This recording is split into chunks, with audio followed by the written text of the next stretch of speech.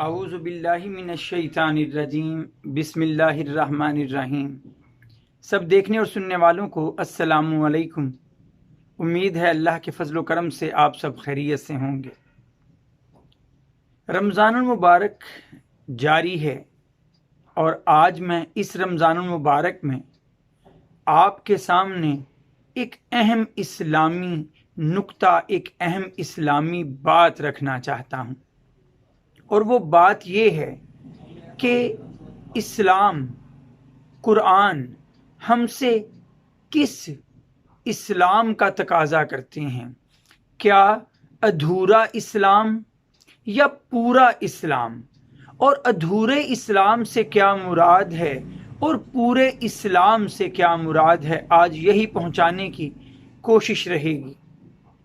اگر آپ سورۃ البقرہ کی آیت نمبر 208 پڑھتے ہیں تو آپ کو نظر آئے گا کہ اللہ تعالیٰ فرماتا ہے، یا ایھا الذین آمنوا ادخلوا فی السلم کافہ، اے ایمان والو اسلام میں داخل ہو جاؤ پورے کے پورے، ولا تتبعوا خطوات الشیطان، اور شیطان کے نقش قدم پر مت چلنا، کہ انہ لکم عدو مبین، کہ وہ تو تمہارا کھلا دشمن ہے۔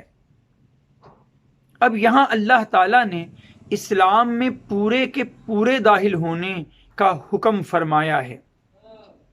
یعنی ایک تو اس کا سادہ سا مفہوم یہ ہے کہ انسان کی زندگی کا ہر پہلو اسلام میں داخل ہو، یہ نہ ہو کہ اس کی زندگی کا ایک پہلو تو اسلام میں ہے اور دوسرا پہلو اسلام سے ہٹ کر ہے۔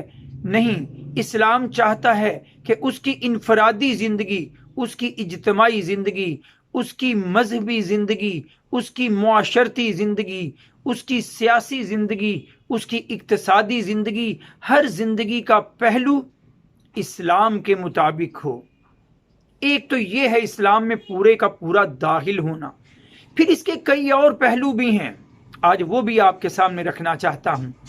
ایک پہلو یہ کہ ایسا نہیں ہونا چاہیے کہ کبھی ہماری مرضی کے مطابق اسلامی احکامات ہوئے تو انہیں تو مان لیا، لیکن ہماری مرضی اور خواہشات کے خلاف کوئی حکم ہوا یا ہماری طبیعت اس حکم کو مان نہیں رہی ہو وقتی طور پر، تو ہم اسے ماننے سے انکار کریں اور اس پر چلنے سے انکار کریں، تو یہ بھی اسلام میں پورے کا پورا داخل ہونا نہیں ہے۔ پھر یہ بات بھی دیکھیے، ہمارے معاشرے میں بعض اوقات کئی رسومات ایسی جنم لے چکی ہوتی ہیں، دیگر قوموں کو دیکھا دیکھی ہم ایسی باتیں اپنا چکے ہوتے ہیں جو اسلام کا حکم نہیں ہوتا۔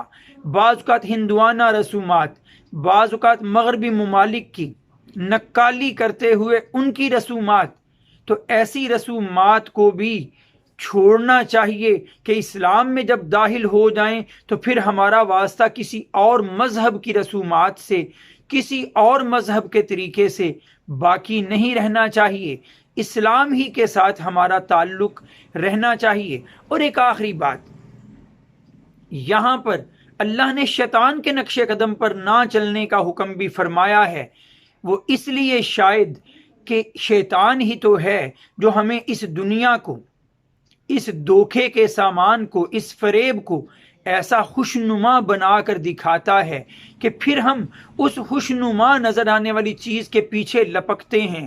کبھی وہ ہمیں مالی فوائد گنواتا ہے، کبھی وہ ہمیں دنیاوی لذتوں سے روشناس کرواتا ہے اور اسلام سے ہمیں ہٹانے کی کوشش کرتا ہے۔ تو شیطان کے نقش قدم سے بچنا ہے، جو سیکولرزم کو پھیلا رہا ہے، شیطان جو ہمیں لا دینی باتیں سکھا رہا ہے، اس کے وسوسوں سے بچنا ہے اور اسلام میں پورے کا پورا داخل ہونا ہے۔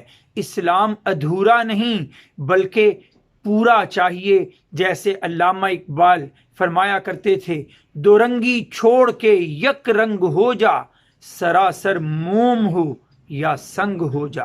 وآخر دعوانا ان الحمد للہ رب العالمین۔ السلام علیکم۔